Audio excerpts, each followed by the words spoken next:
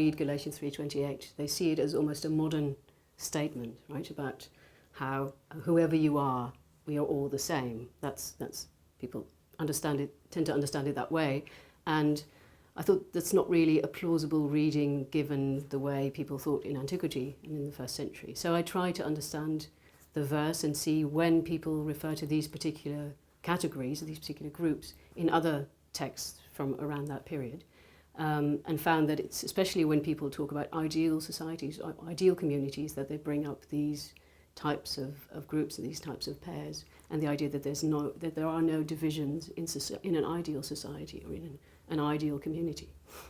And cosmopolitanism was a very popular philosophical tendency, you could say, in the first century around Paul's time, and it really emphasized the fact that human beings are all fundamentally connected in a way, and that ideally there is only one rule of law and everyone lives in one society, not divided up into different ethnic communities the way society was organized at that time.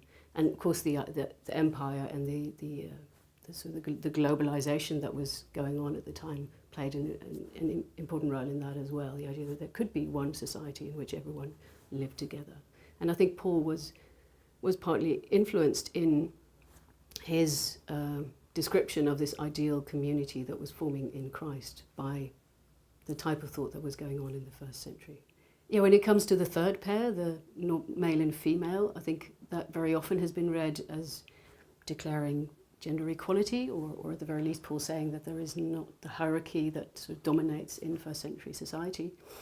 And to me that's a problematic reading, and people have argued that before. I'm certainly not the first person to say that.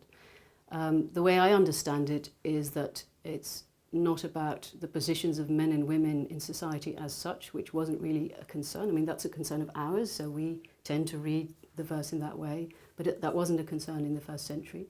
That the fact that there are men and women has to do with procreation and with the continuation of society. That is the way a first century person would understand male and female, and the male is naturally superior to the female. That is the way they are constructed. And the difference enables procreation and the continuation of society, ideally within a marriage, right, where you have legal offspring.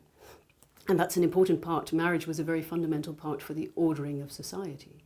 And I think given Paul's idea of this new creation where a new order would come into being, that would be an order where you wouldn't have marriage because you wouldn't have possession, and you wouldn't need the continuation of society through marriage and through which enabled you to legally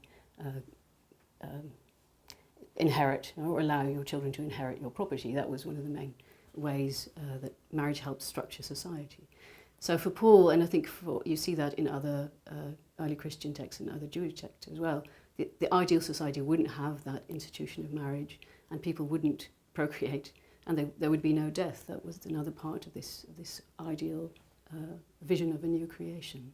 So you don't need marriage, you don't need pairing off into male and female together.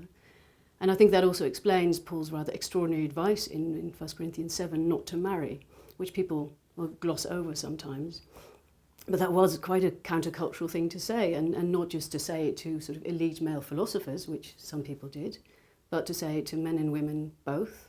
Say, ideally, if you can control yourself, then don't marry. That was a really unusual advice to give. And I think that can be explained by this idea that the new creation that was coming wouldn't have marriage.